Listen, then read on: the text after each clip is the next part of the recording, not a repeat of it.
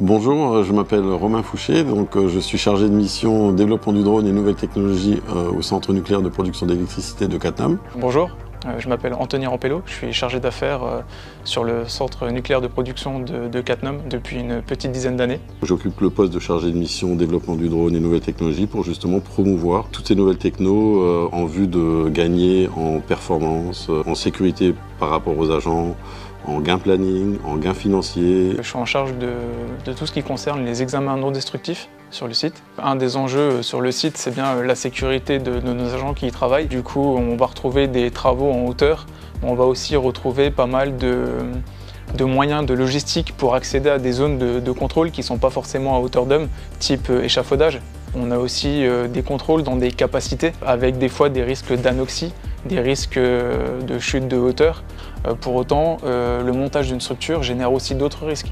On pourrait très bien faire tomber une barre d'échafaudage, on pourrait perdre un boulon. C'est des choses qu'on ne souhaite pas sur le site et le drone Helios 3 pourrait nous aider à y contribuer.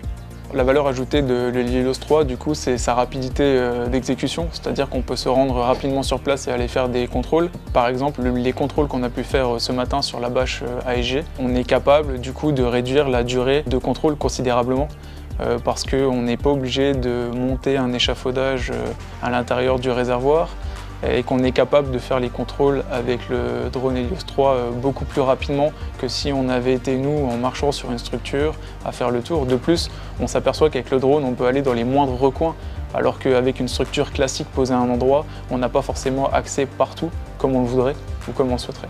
On a vu que c'était un drone qui pouvait être très stable en l'air, donc on pouvait avoir une image de qualité et ainsi faire des caractérisations ou des analyses sur image. On a la possibilité aussi sur le drone d'aller prendre des mesures de débit de dose, là où on pourrait éviter du coup d'envoyer quelqu'un directement sur place. Le drone est équipé aussi d'un capteur ultrason, donc ça nous permet aussi de prendre des mesures d'épaisseur afin de garantir l'intégrité ou non du coup d'un équipement. On peut aussi se permettre de le garder et de l'historiser, c'est-à-dire qu'on pourrait faire un contrôle aujourd'hui, en 2024, et très bien se dire dans 2 ans on y retourne et de pouvoir comparer les 2 images afin de voir si on a une évolution ou non de l'intégrité de la bâche. Forcément, je vois un gain financier, car si on ne mobilise pas des ressources pour alimenter par exemple un échafaudage de 10 mètres de haut, c'est toujours quelque chose en moins à faire. On va prendre un exemple, le contrôle visuel d'une bâche en interne. Une bâche, on va dire, de 15 mètres de long par 3 mètres de diamètre. On pourrait quantifier aux alentours de 15 à 20 000 euros le gain économique qu'on pourrait faire entre la logistique, moins de personnes pour aller faire les contrôles, etc. Le fait d'envoyer des personnes, forcément, c'est une charge supplémentaire. En plus, c'est des activités qui sont sous-traitées. L'avantage d'avoir ce drone à disposition, ce serait de peut-être réinternaliser ce type de contrôle afin d'optimiser le temps de contrôle. Mon but aujourd'hui, c'est vraiment de se doter de ce type de machine, quitte à mutualiser sur d'autres sites. Je collabore également avec le centre compétences drone qui recense un peu toutes les compétences drone d'EDF.